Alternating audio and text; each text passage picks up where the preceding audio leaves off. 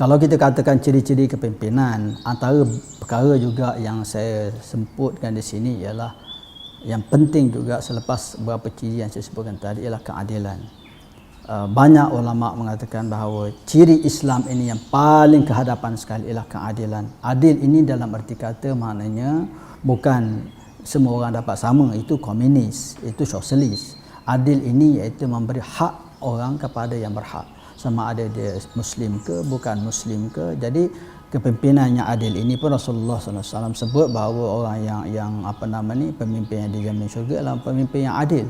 Jadi keadilan ini adalah merupakan nilai ataupun sifat yang penting pada seorang pemimpin dalam konteks apatah lagi negara kita ini, iaitu kalau saya boleh katakan keadilan di sini ialah memberi orang pada apa yang haknya. Kalau dia berhak dia boleh dapat, dan juga memberi mereka yang teraniaya juga dibela. Jadi bukan sahaja memberi orang yang hak akan haknya, tetapi juga mampu sistem yang adil ini memberi ruang kepada orang yang teraniaya untuk membela dirinya.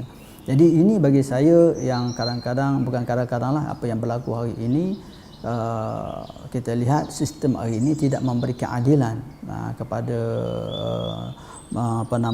pada masyarakat dalam pelbagai aspek. Dan juga kadang-kadang orang yang teraniaya tidak dapat dibela, hanya sebabkan mereka ini mungkin seorang orang biasa yang miskin dan sebagainya, tetapi akhirnya mereka tidak dapat pembelaan yang sewajarnya. Begitu juga dari segi hak mereka juga, mungkin mereka tidak dapat hak yang sepatutnya mereka hak. Sebab kalau kita tengok dalam sistem Islam ini dengan sistem zakat dan sebagainya, bagi saya di negara kita ini sepatutnya tidak ada orang yang miskin, kerana negara kita ini negara yang sangat maju. Tetapi apabila keadilan itu tidak ada, pemimpin sendiri membolot semua khazanah negara kita ini, jadi masyarakat jadi apa-apa kerana terhina dan sebagainya. Jadi bagi saya kena lihat balik sistem pentadbiran kita ini untuk mencapai kepada konsep keadilan itu. Tetapi again, kalau sifat keadilan itu tidak ada pada pemimpin, mana-mana mungkin sistem itu sendiri boleh adil. Sebab itu bila kita kata tentang nak membawa manusia ini kepada kebaikan, nak melahirkan sifat insaniah, dia mesti bermula pada individu. Individu itu adalah pemimpin, bukan sistem. Sistem itu dah nombor dua. Apabila individu itu baik, maka sistem itu baik. Tetapi kalau individu itu rosak, maka kita buat sistem macam mana pun dia akan rosak. Sebab itu Barat hari ini menukar lepas tukar sistem, kerana pemimpin mereka sendiri sudah rosak. Tidak clear apa yang mereka nak capai, dan sifat keadilan itu tidak ada pada mereka. Jadi ini kalau kita lihat dalam sejarah Islam, kita tengok orang miskin tidak ada. Kalau ada pun maknanya mereka nak terima zakat pun mereka tolak, kerana ada sifat. Maknanya kehebatan sistem Islam ini, yang susah pun mereka tidak mendambakan pertolongan daripada batu mal.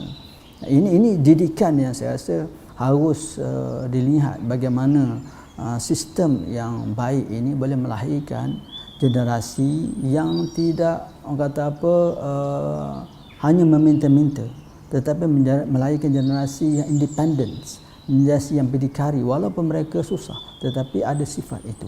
Jadi semua ini sebenarnya akan banyak bergantung kepada pemimpin. Sebab itu bagaimana pemimpin yang ada hari ini, begitulah masyarakat yang akan dicorak. Kalau pemimpin yang ada ini adil, saya rasa insya-Allah masyarakat akan tenang, masyarakat akan bahagia, dan itu pun yang kita nak dalam hidup ini.